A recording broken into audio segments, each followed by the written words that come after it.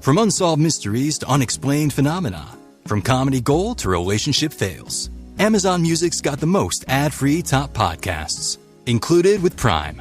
Because the only thing that should interrupt your listening is, well, nothing. Download the Amazon Music app today.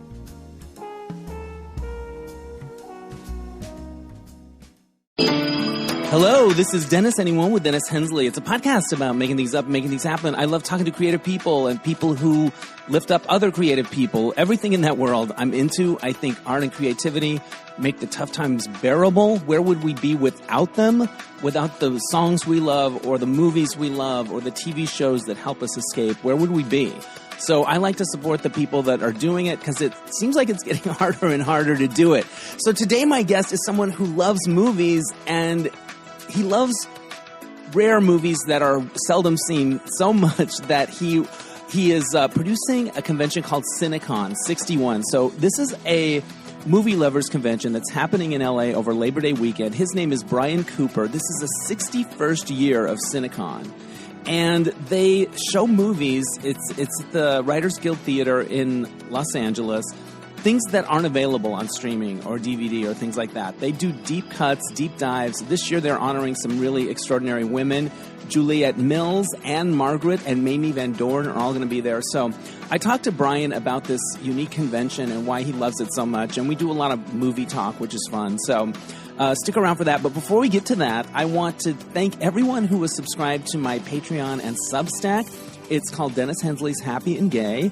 It's a good vibes spinoff of this show with some creativity stuff, some pop culture stuff, some things like the observation deck questions that don't make it into the main interviews. But I always end with a chunk about happiness and the science of happiness, what the data shows, what I find helps me in my own life, little things that have helped me navigate this world. It's hard to be a person. I feel like that's my thesis statement in my life. It is for everybody. And so thanks everyone that's signed up. It's $5 a month. I do an episode a week. I enjoy it. It's meaningful. And recently, one of the muses from Xanadu listened to my most recent one where I talk about the Xanadu weekend. And she said that my voice with my sinusitis was sexy. It didn't bother her, which, wow, that's a relief. It's been like 2 months. And she also liked my vulnerability. I started crying when I talked about Gene Kelly's wife winking at me at the end of Whenever You're Away From Me at the Xanadu screening. You can hear that. I leave it all in. If you go to Dennis Hensley's Happy and Gay on Patreon or Substack, they have the same content. So, yeah. So if you like vulnerability, boy, all right, there it is. A couple of other things I want to mention. I created this new game called Search Party. It's like my follow-up to You Don't Know My Life. My friend Jeb Havens, who created You Don't Know My Life with me, is partnering with me on it. And we're doing a launch campaign to get money to print them up so that we can have them available for people by Thanksgiving. So they're $25 each. It's really fun. I'm really proud of it. I decided, do I want to try to bring out a game this year? It's such a shithole year and everything's so uncertain. And then I thought, you know what? I'll be damned if the fact that this world is a dumpster fire and our president is a turd keep me from exploring my creativity. So I'm doing it. So if you want to support the cause and get a fun game for the holidays, go to youdon'tknowmylife.com/search party, /search party. That's what it is. youdon'tknowmylife.com/search party. It's really fun and I'm excited and I'm glad we're doing it. And I want to also suggest that you become a subscriber to DNR Studios if you like this show. Go to dnrstudios.com to learn about that. You get my show early and you get all these other great gay shows. My website, dennisanyone.net. You can leave a tip in my virtual tip jar or buy me a coffee if you just want to say, hey, I like this and I was thinking about you and here we go. Thank you. That always means a lot. I appreciate it. What else am I plugging? Oh, you're going to hear this before the Mismatch game in Los Angeles. It's happening this coming Saturday night, the 23rd of August at 8 p.m. at the Renberg Theater. And you can get tickets at LALGBTcenter.org. The link is also on my Instagram. And yeah, it's going to be a great show. The theme is our most high concept yet. We are doing it. It's Mismatch Game 2029. So we're going to pretend that we fast forwarded to 2029. And Trumpism maybe is over. I know. It's a leap, but we're going to go there, if only for one night. And tickets are selling fast, so don't lollygag if you want to come. We've got Jackie Beat, Drew Droege, Felix Pyre, Chris Pudlow, Rebecca Cochin, and Mark Samuel all doing the show. So it's going to be really fun, and I'm building up to it and we're doing dance videos later today to be a part of it. Like, here's the thing. I don't know what else to do in this life, my path, so I'm just going to lay into all my creative shit as hard as I fucking can until the bitter end, until I lose everything and they just haul me off, you know? So we're going all in with everything. And is it practical? No, but I don't know what the other road is. So settle in. That's where we're at. All right. I think that's enough talking about nonsense and stuff. By nonsense, I mean my very important projects that you should all support. Here we go. This is the interview with Bryan Cooper. He is the producer of Cinecon 61. Joining me now from beautiful Valley Village, it's Bryan Cooper, my friend, who is the producer of the upcoming Cinecon 61. It's a movie lover's heaven. Welcome to the podcast. Thanks, Dennis. Great to be here. So tell folks what Cinecon is, first of all, because I've heard about it for years. I have not had the pleasure of going, but... that's all going to change because you're going to have to come this year now that we're talking. Well, I got to see Ann-Margret. Of course you do. All right, yeah. So break it down. What is Cinecon? Cinecon, so it's the 61st year. It is a classic film festival. It is 4 days of classic films, celebrities, special programs, dealers tables, film geeks galore. It's just this like haven, and it's kind of like a smaller version of TCM Film Festival. Right. But the difference is you can see everything at Cinecon. You don't have to pick and choose between what you want to see because they do a lot of counter programming. Right. Don't get me wrong. I love TCM. I go every year. But we don't counter program. We have one theater. It's the Writers Guild Theater of America in beautiful Beverly Hills. If you have the stamina, you can see all 30 films. We have 30 films, combination of shorts and features, and that doesn't even include the special programs and the Q&A. So if you can keep up your energy from Friday to Monday, then it's a full 4 days of movie magic. I feel like TCM is like Disneyland and you guys are Knott's Berry Farm. But I prefer Knott's Berry Farm, if I'm being honest. Like there's something kind of scrappy and you know what I mean? Like, and your choices are more quirky and like deep cuts and like cool stuff. Tell us what's on the agenda this year. What are you most excited about? Well, it's interesting that you mentioned that because one of the things that Cinecon is most proud of is that we try to show films that aren't out there. So they're not on home video. They don't run on TV. They're not necessarily streaming. So we do a deep dive with all the archives and libraries and collectors.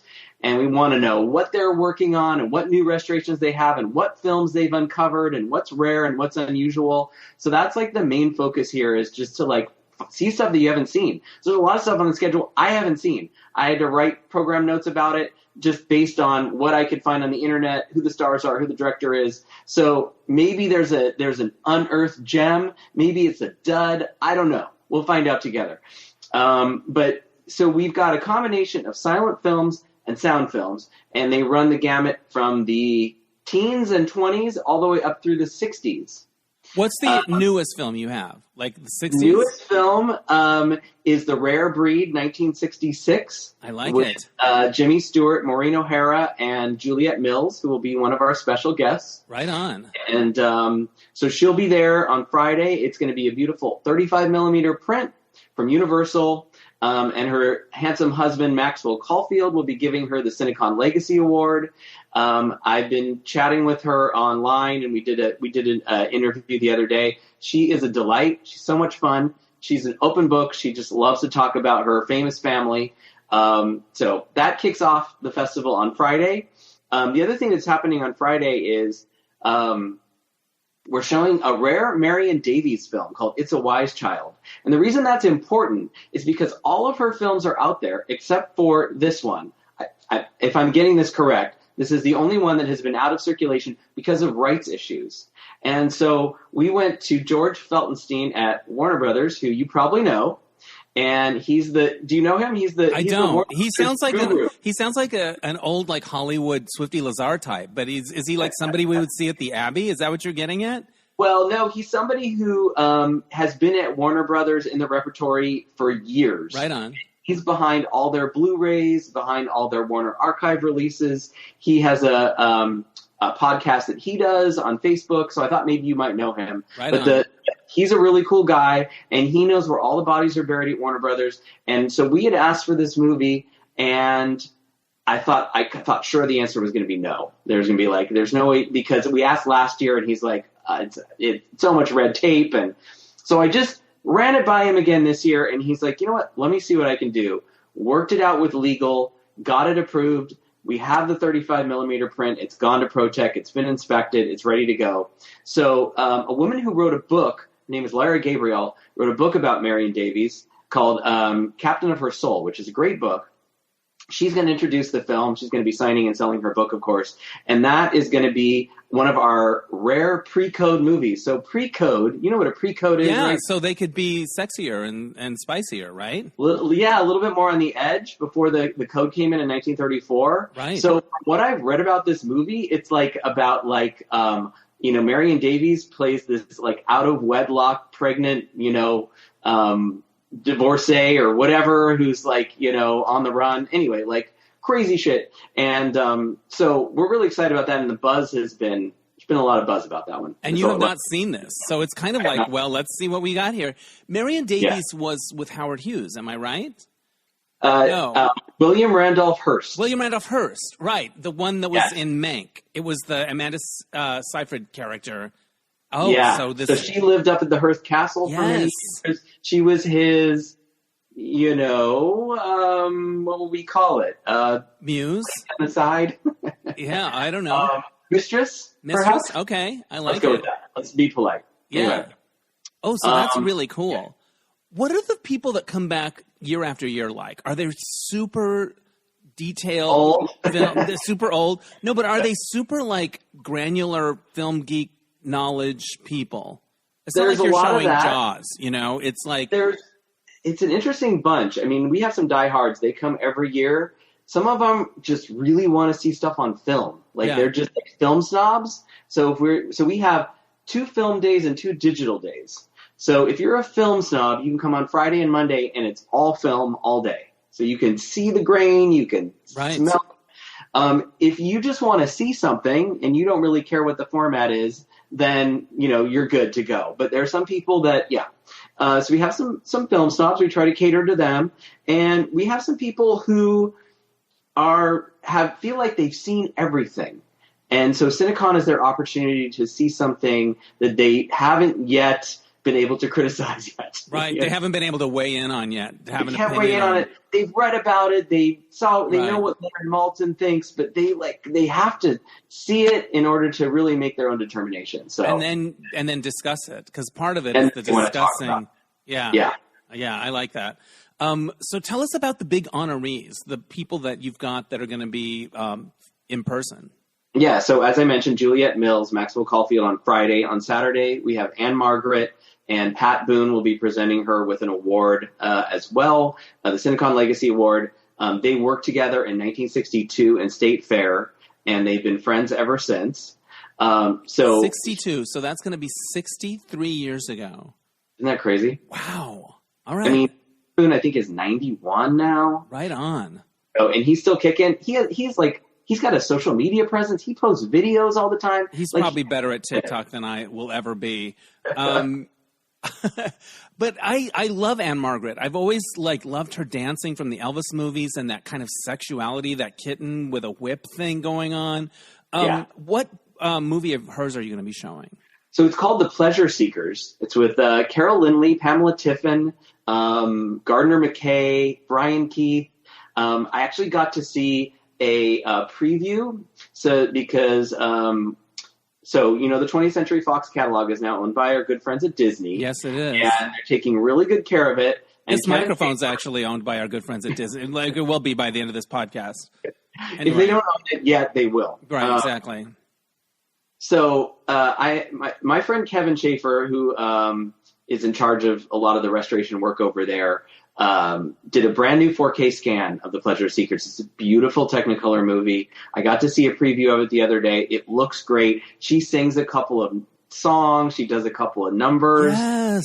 And it's kind of like, so supposedly it's a remake of Three Coins and a Fountain, which there's a little bit of that. And it's basically like these three ladies on the make in Italy trying to find husbands, but they kind of really don't care if they're already married. So like some of the guys that they're going after are like, you know, I'm married, and the wives are like, you can't have him. And Pamela Tiffin's like, that's what you think. Right. Don't care. So yeah. So it's pretty bold. I was pretty surprised at like how audacious some of these ladies are, so that they can like, you know, get their rich husband or whatever they're after. So yeah, anyway, they have needs. They have needs. It's a sexy title, The Pleasure Seekers, right? It is. Yeah. It's a really fun title. And I don't know when the last time Ann-Margret saw it, so this may be kind of a revelation for her. Yeah. She was in more of the movie. She is so good in this movie. Every time she comes on screen, she just like lights it up. But we've got the three ladies, so they all have to have ample time.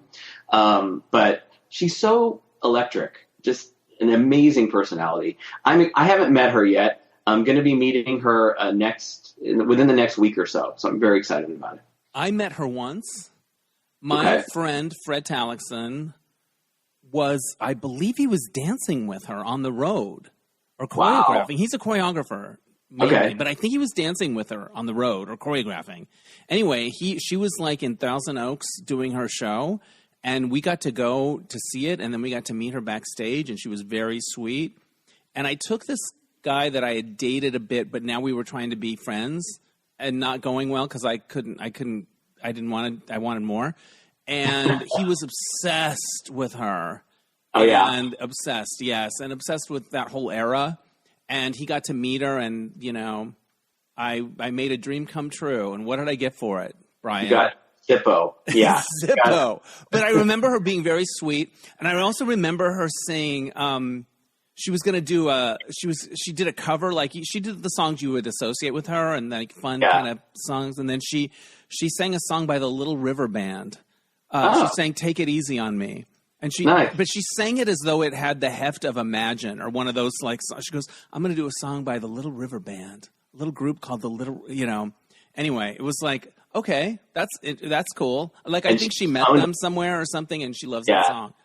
Yeah. So awesome. Her career is interesting because she started as a sex symbol and a dancer and a singer, and then she got to do like Carnal Knowledge and like really like. She did a drama, movie where she got nominated for an Emmy. She did some serious stuff in the 70s and 80s. Yeah. And it kind of changed the trajectory of her career. And then, of course, she did like Grumpy Old Men and that kind of fun stuff. You know, so she has just had the longevity is just amazing in this woman's career. Well, also, she can be in Grumpier Old Men, and she's age appropriate, but she's still sexy. She's still like, ooh. Oh, yeah. She's still got that thing where it's like she walks on screen and you're like, oh.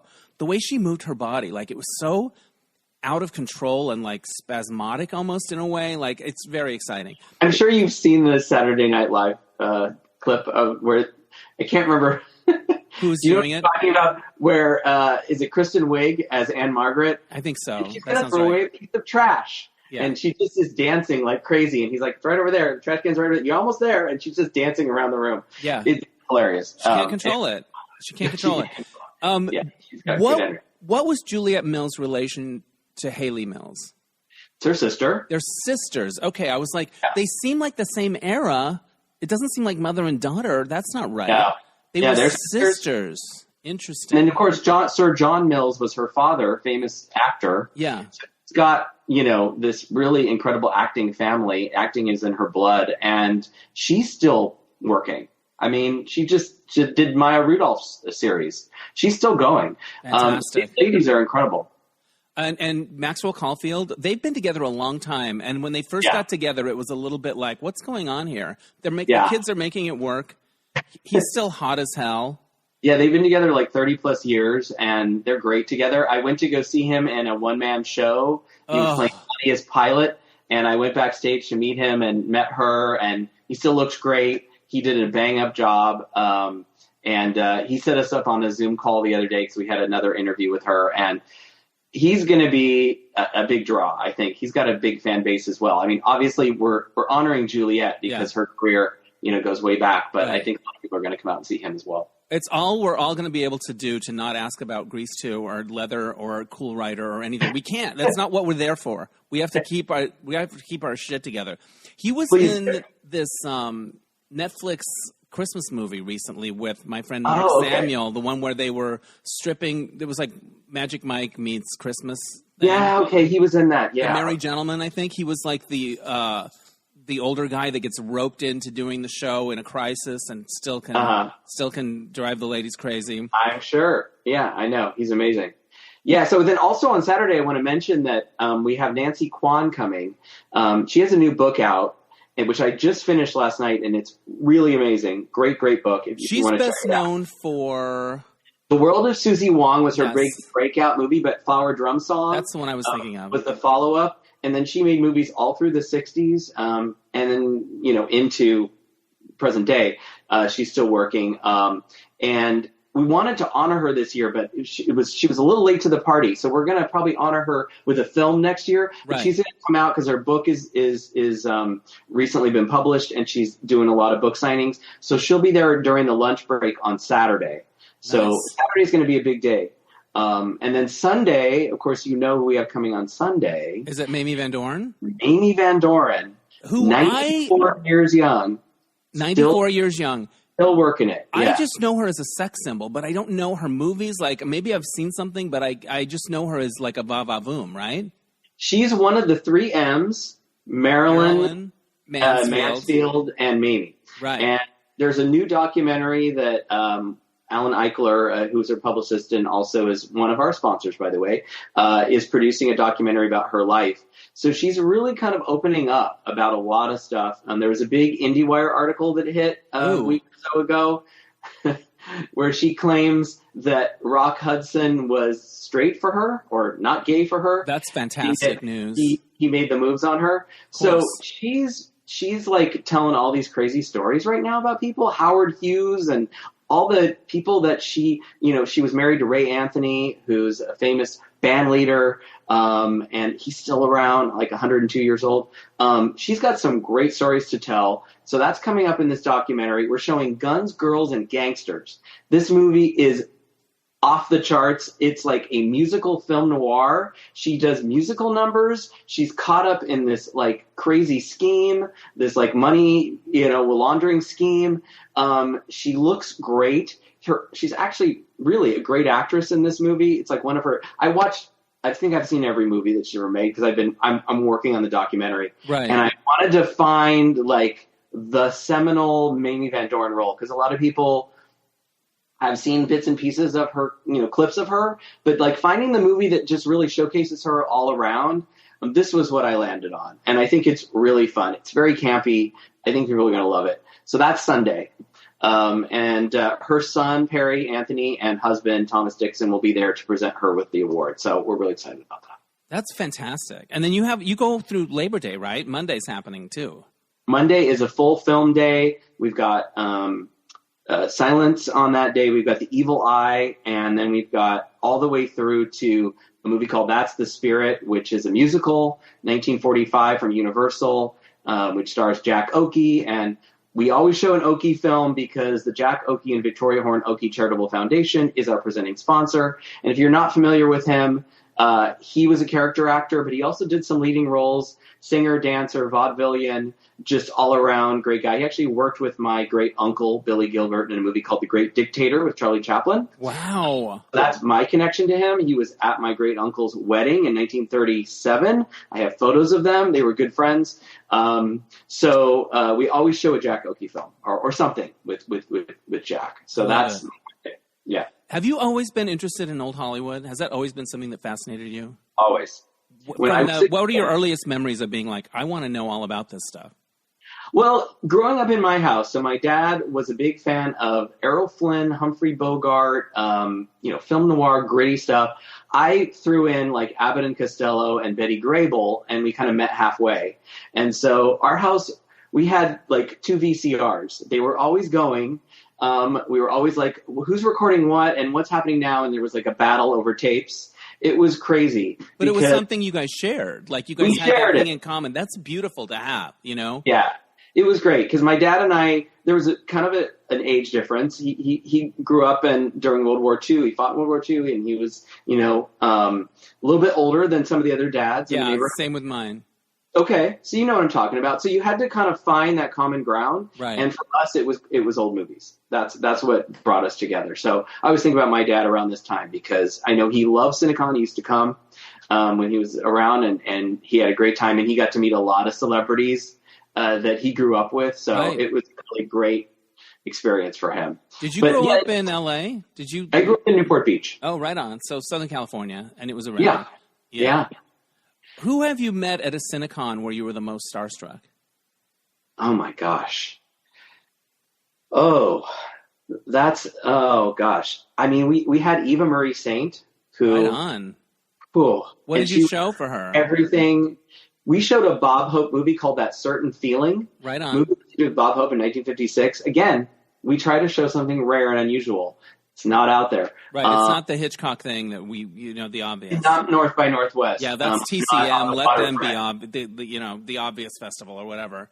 Yeah, like let's see something else. And she's great in this movie. And she was everything you want her to be. Just gorgeous, beautiful, and smart and funny and just a delight. But I mean, I can't even tell you how many celebrities I've met over the years just going to Cinecon and then being on the production staff. It's just been an incredible journey just meeting these people and becoming friends with some of them over the years. So I'm really honored. Like, who have you gotten to know? Well, so many people might know that I was friends with Jane Withers, who was a big child star in the 30s and 40s, who we became really good friends. I'm still in touch with a woman with Gigi Perot, who was also a child star that we honored. George Shakiris is still a friend of mine. Right on. He's from West Side Story, dancer, right?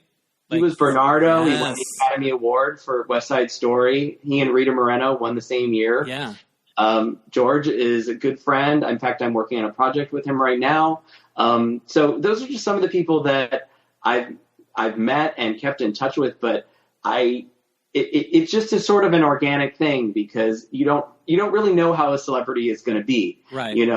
And some of them are a little more private. Last year we had Stephanie Powers and Russ Tamblyn. I've stayed in touch with Russ's wife.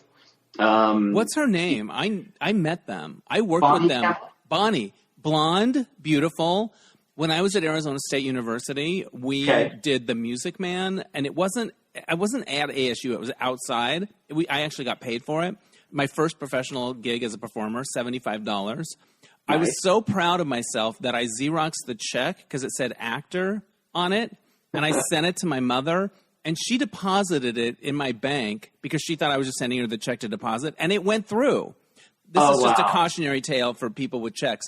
But Russ Tamblyn came in, and he was Harold Hill, and came into Arizona, and it was the most exciting thing ever. And he was really nice and really cool, and he did, he's a what, all that stuff. And Bonnie was his wife, and I remember him, and they were just around, Yeah, it was cool. They're very cool. So he worked with Mamie Van Doren in, I think it was High School Confidential. That sounds right. They just interviewed him. I was at his house a few weeks ago. It's probably been actually a couple months for the documentary. His health is kind of touch and go right now, so we're keeping good thoughts for him. But he just turned 90 last year. That's amazing. I had a landmark birthday recently, and I think about getting older and what it's like to be an older person. And what I've realized is you can, in your mind, try all of these tricks of well, I'm going to stay relevant. I'm going to not get jaded. I'm going to do all this stuff. You can really try to anticipate. And then you get there and you realize, oh, you don't get a vote. Shit just happens. The phone stops ringing. People get old. It's just a lot of stuff that happens. That's part of it that you don't really get a vote on. And what have you observed about spending time with an older generation of artists year after year? Well, it's interesting. A lot of them, try to keep up with like what the kids are doing and what's happening in current movies. You know, some of them are really like still out there, like, you know, watching award shows, and others are sort of caught up in that era where they were famous and, you know, kind of living in that world. Right. So, and I'm not going to name names, but it just kind of depends upon who you get. And some of them really love to reminisce about their career, and some of them are like, you know what, I'm going to leave the past in the past, and I don't really need to go there all the time. Right. So it's kind of an interesting mix, but I've learned so much from these celebrities. Also it's interesting walking into a room with a celebrity. Yeah. And all the heads turn. Right. And they're not looking at you. You're standing next to them, but they're looking at that person, and sort of how that person handles that situation in that room. But you get a sense of what it's like to be famous. Yeah. When everybody recognizes you. And they all handle it a little bit differently. Some are like, run and hide, where's the green room? And others are like embracing the fans who are coming up with all these questions. And can you sign this? And can I get a photo? And, you know, wanting to get to know you. So it's a full-time job being a celebrity. I mean, you know, Dennis, you're famous everywhere you go. It's another job that doesn't pay, which is my specialty. Do you get a sense that a lot of them are just happy to have this moment of attention and to talk about what they did? And is there a lot of gratitude and like, wow, well, I'm so glad to have this moment. You know, the first Cinecon that I ever went to was in 2002, and I was working as a researcher on A&E biography at the time. And one of the biographies we were doing was on Eddie Albert. You know, Eddie Albert from Green Acres, like a million movies. Yeah. You know, in Holiday, you name it. Like an amazing actor, right? And so he was one of the honorees that year, and I heard through the grapevine that he was going to be there. And so I found out. That's how I found out about Cinecon, and I went for the first time. And he was honored, and his son was there, and it was very emotional for him because he really didn't realize how beloved he was and that he was still remembered. Right. And he was all choked up about it and so complimentary, and it was such a lovely moment. And then his son passed away not that long afterwards. I mean, it was like kind of their last big moment together. Right. And it brought it home for me that this really does mean something to these celebrities. Right. You know, because a lot of people, you know, this day and age are being, you know, go to the Academy Awards. Maybe they'll do like the Cecil B. DeMille Award for someone, right. You know, Warren Beatty or something like that. But a lot of these celebrities maybe aren't necessarily on that level where they're going to get the DeMille Award, but they still deserve to be remembered and be appreciated and share their memories and get to see their movies, share their movies. Right. I'm a huge lover of movies, and I think sometimes when a movie comes out, there's drama around it, or you know, this scandal or that scandal, or the publicity tour was this or that. But after a certain point, it's just the movie, and you can pick it up and love it.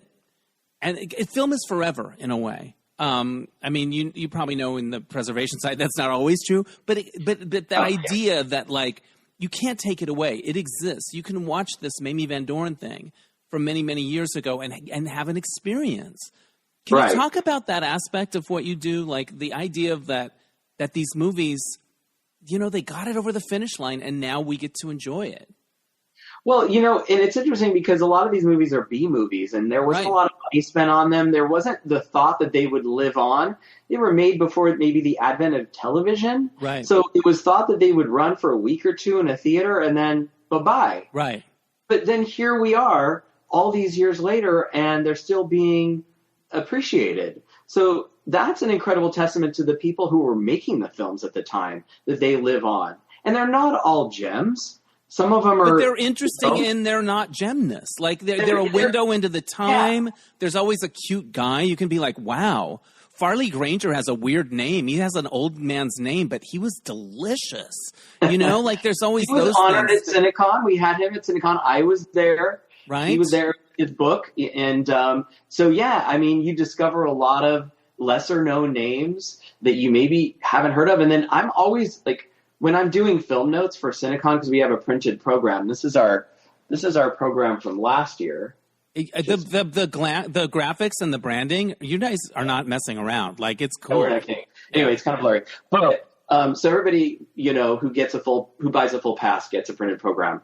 And when I'm doing the program notes, I'm always Googling names. I'm like, who is this person? Why have I not heard of this person? And I just got back from Capital Fest. I was in Rome, New York last weekend for a Capital Fest, which is another classic film festival, because I wanted to see how they do it.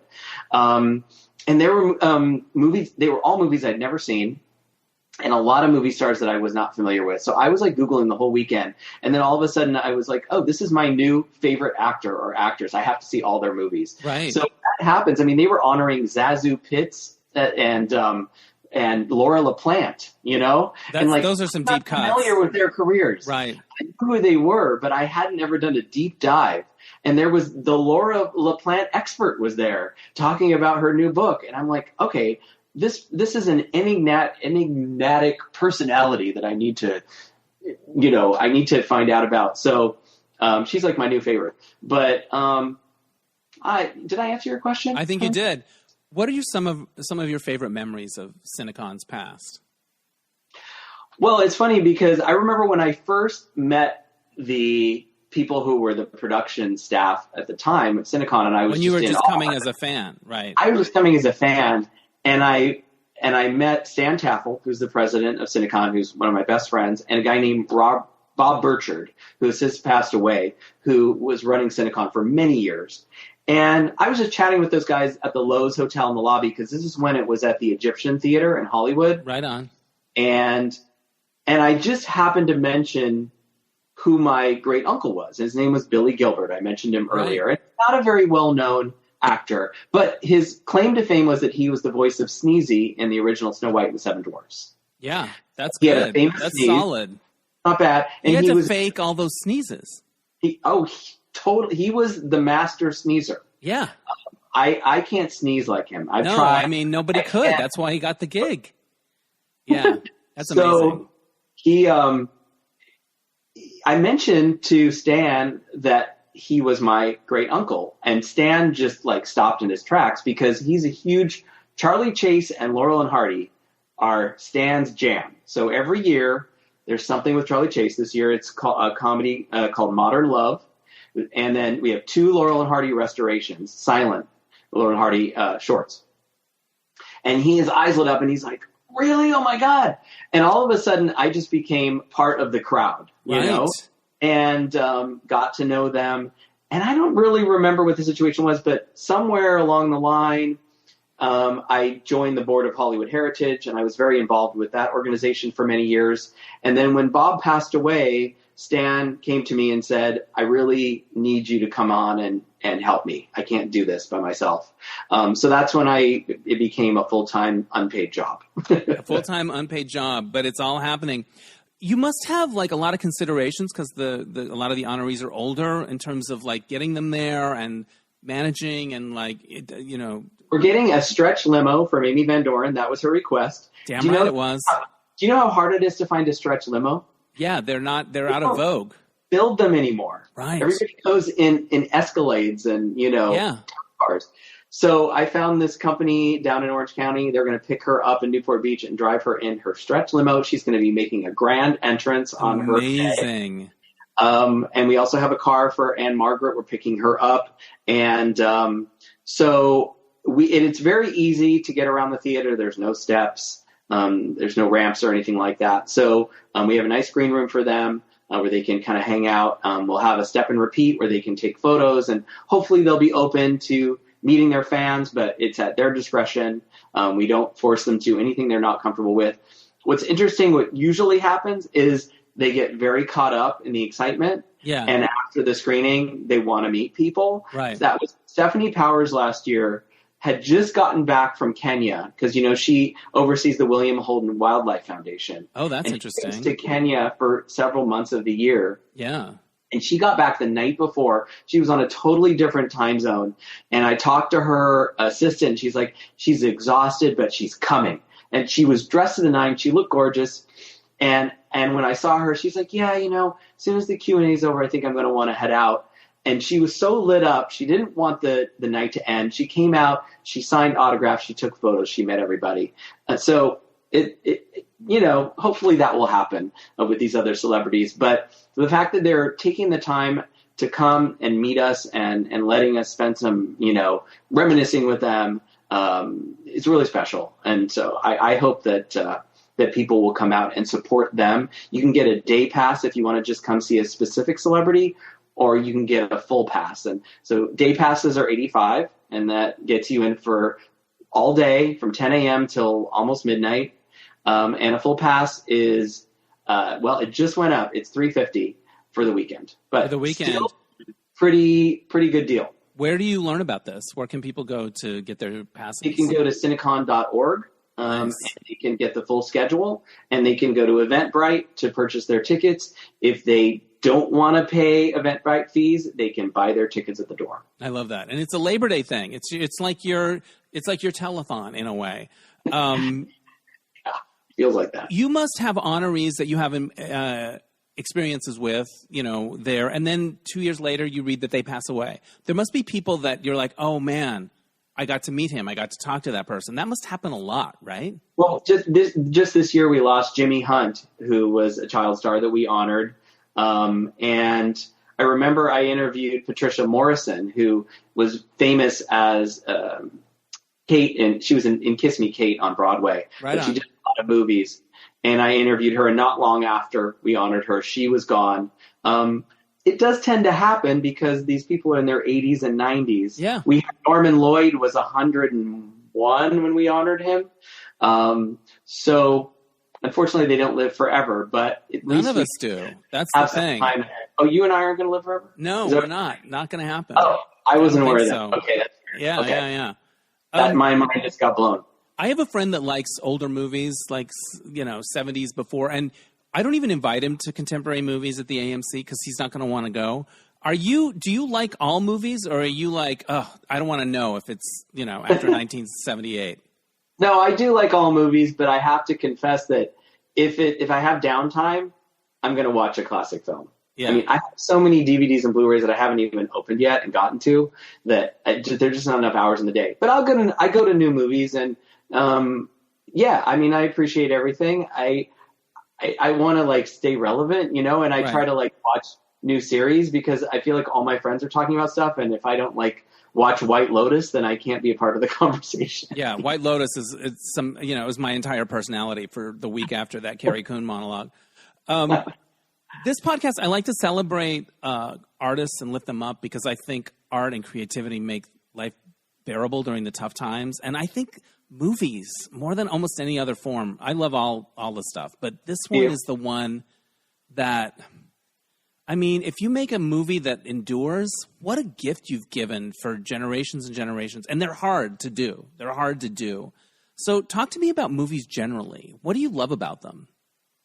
I don't know why it's such a transformative experience for me, but there was just something about it, just watching movies growing up. Now, I was a big fan of Betty Grable. Now, I don't know if you know her career. She was a pinup girl during World War II. Beautiful blonde. I danced on a cruise ship, and there was a Betty Grable girl that came out and did Oh, really? It Had to Be You, I think. Yeah. Oh, wow. Yeah. I was Fred Astaire, but I didn't dance with her. You didn't dance with her? No, because I danced with Ginger Rogers, but there was a Betty Grable type. I had to make a choice. That's a tough choice. Yeah. But ever since I was a kid, look, all of us had kind of, some trauma in our childhood for whatever reason. It wasn't the easiest growing up. And this was an outlet for me. A Betty Grable movie cheered me up. For some reason, there was just I don't know if it was the Technicolor, if it was the fact that she felt like the girl next door. But sexy, like the sexy girl next door. Yeah. Right? And I had her all over my wall. The Betty Grable Memorial Wall, as my family used to call it. That's amazing. For me, Betty Grable was your Christy McNichol. That was mine. Wow. Your idol's still around, though. You I get know. to talk to her. Yeah, where's her award? Yeah. No, right. Put her on the list. Little Darlings is a good movie. Yeah, so don't let the title give it a little bit more time. It just still needs to percolate just a little bit more. Exactly. I got you. Okay. But Betty Grable, man, did you get... Yeah, she was my girl. She was your girl. when I found out that she passed away in 1973, like, heartbroken does not describe it. Because this was the 80s, and a lot of these stars were still around. So you would have been like in elementary school. Yeah, I was.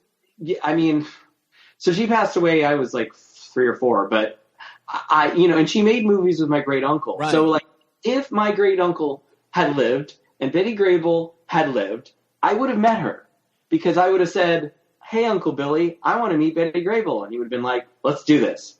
But he passed away around 1971.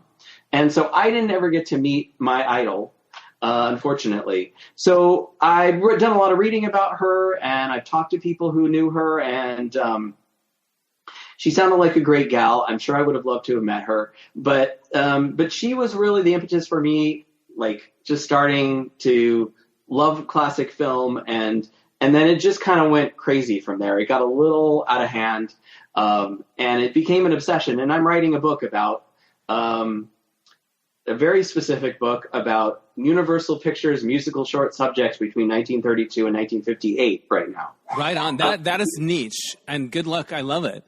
But I love that Betty Grable was like your Star Wars. Like she was just the sun and the moon. What's her best movie? If I wanted to fall in love with her like you did, where do I start? You were going to ask me what movie I've seen the most. Yeah. We're going to do that observation deck stuff. Okay. Well, so it is one of hers. Okay. But none of her movies are very good.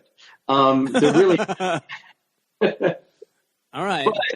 But if I had to choose one, because it was the very first Betty Grable movie that I ever saw that resonated with me, it was called Springtime in the Rockies, 1942, and it was her and John Payne, Carmen Miranda, Harry James and his orchestra with Helen Forrest and Edward Everett Horton and all these other crazy stars. I think Jackie Gleason had a small part in this movie. My sister and I were watching movies on PBS back in the 80s. Right. My parents were out at dinner, and we just happened to cross this movie, and I was mesmerized. I mean, if you've ever seen a Carmen Miranda movie, you can't look away. Yeah.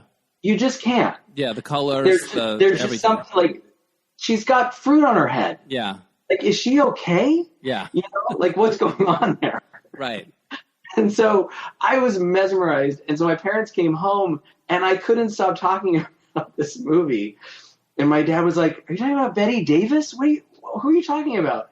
I'm like, Betty Grable. And he's like, no, I don't think that's right. And finally we figured out who it was.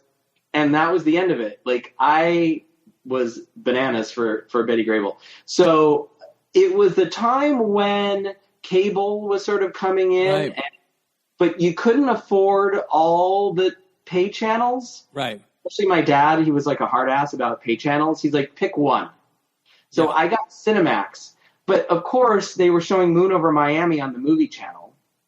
So every month, I'd be calling the cable company like, "Yeah, we're going to switch from Cinemax to the movie channel. Oh, well, actually, we want Showtime." And right.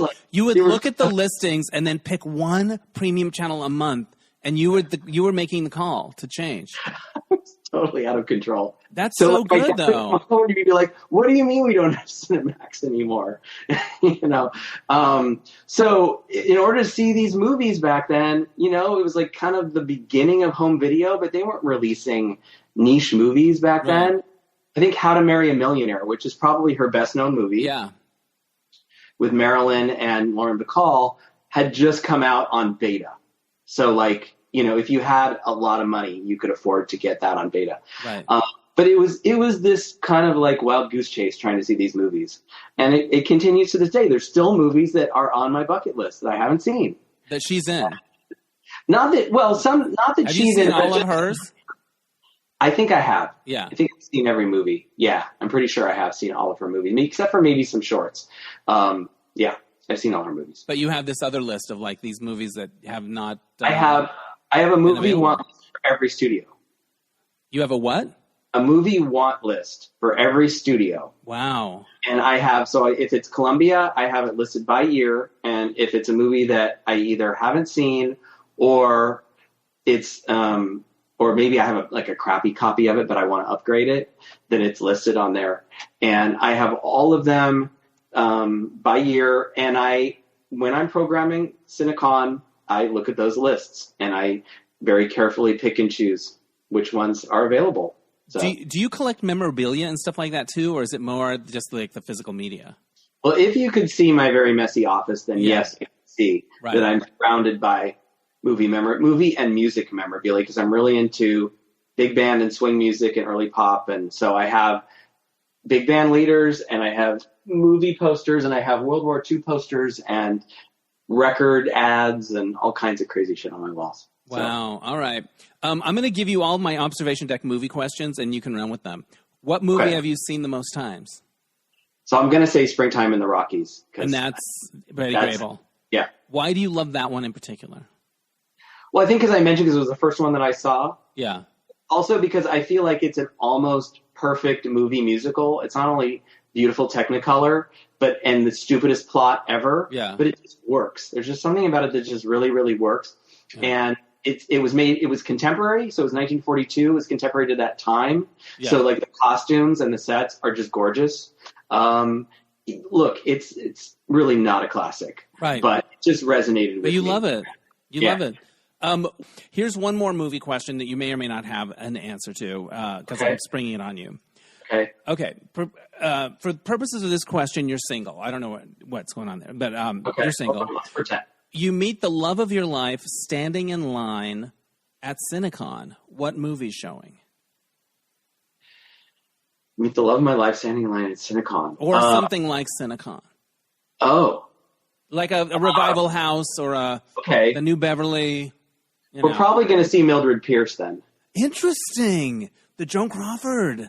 Yeah. That's fucking great. I remember watching that in college and being blown away by it. What is it about that makes you think, oh, we're meant to be together? Well, I'm not a huge Joan Crawford fan. I like her. But that movie is, I think, such a well-constructed film. Right. And there's so many great moments in that movie and so many great lines. And so I did bring my current boyfriend to that movie. And I don't think he was as blown away by it as I was. But he's also, like, let's be honest, he's not a huge classic movie fan. He's open to all movies. Right on. So he'll come to Cinecon and he'll go to classic films with me. But I can sit through a really bad classic movie. Yeah. Like, I'll watch a piece of crap and I'm like, okay, well, that wasn't very good. But I saw it. Check. Check. Yeah. It exists. A lot of people will get up and they'll leave the theater, or they'll turn the TV off, or they'll be like, are we really watching this? Right. But I think, so circling back to my first long-term relationship, we used to have a lot of jokes about Mildred Pierce. And so whenever we'd get into an argument, it was Ann Blythe and Joan Crawford. Yep. And who were you? I think I was usually, I'm going to say I was Ann Blythe. And I was usually Vita. Like, I want to get away, as far away from you as this house and the smell of pie. Yes. And I'd like storm out of the room. We had legendary fights.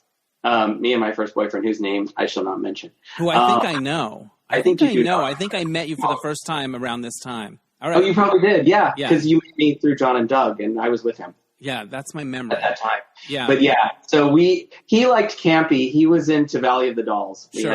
That was his big camp. All right. But you would have like Mildred Pierce fights.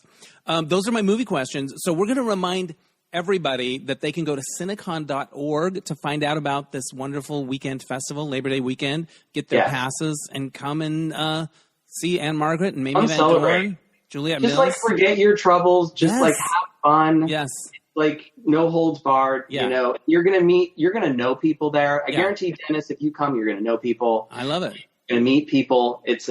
Everybody kind of all gels together. It's good networking if you're if you're in the biz. So we have a lot of people who work in the archives and the libraries at all the major studios. They all come, to celebrate, and some of them will be introducing films.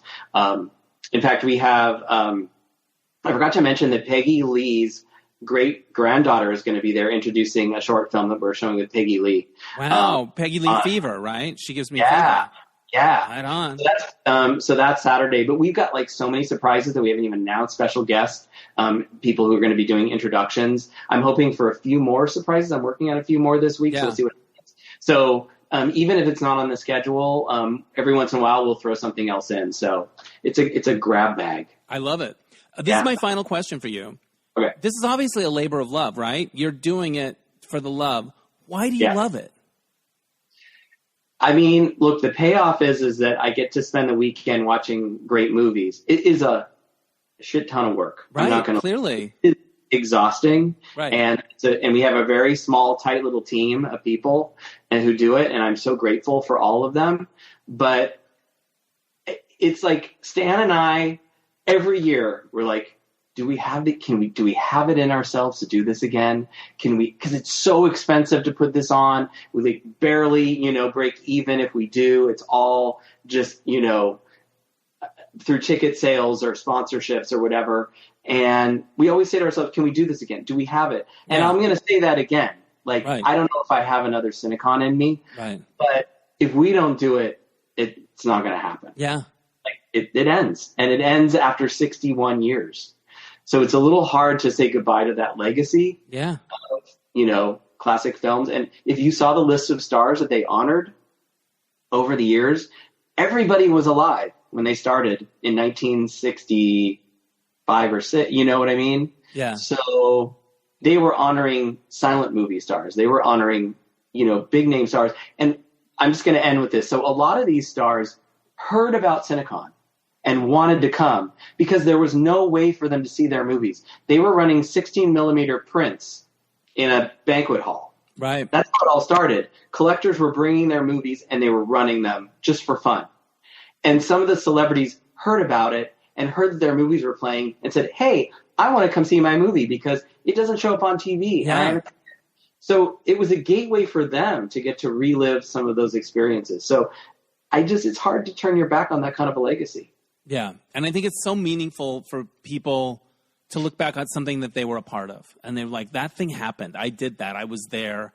And, because I think the older you get, you realize, it's not always just going to go up, up, up.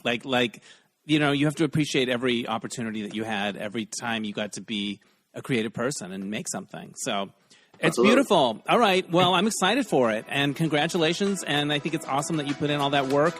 And I think people are going to love it. Thank you. I appreciate you having me on your show. Great to see you. My pleasure. All right. Bye, Bryan. Bye. Thanks again to Bryan Cooper. If you want to learn more about Cinecon, go to cinecon.org. I loved what he said about if I didn't do this, nobody would do it. Sometimes you just got to keep things going because they're meaningful, not just to you, but to other people. And I love that. All right. So this happened. There's a lot of things that happened, and you can hear all about them at my Substack/Patreon, Dennis Hensley's Happy and Gay. But I will share one thing from this week.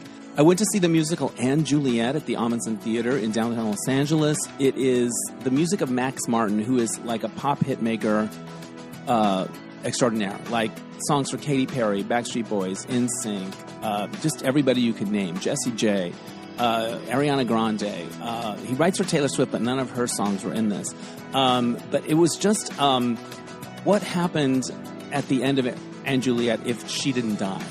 And so it just picks up the story there, and it's fun. I knew it would be fun and light, and the songs are just, every song. They're all hits. And the vocalists and the performers in the show, every one of them is just a triple threat killer.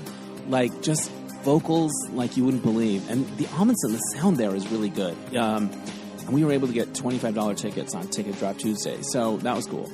But what struck me about it is there's some real ideas happening in it, and some real emotion, and some, William Shakespeare is a character in it, and he's talking about writing it, and his wife, whose name is Anne Hathaway, by the way, in real life, she's sort of part of the story, a big part of the story, and she's like, no, I want to take this one over. I want, what if I told this one?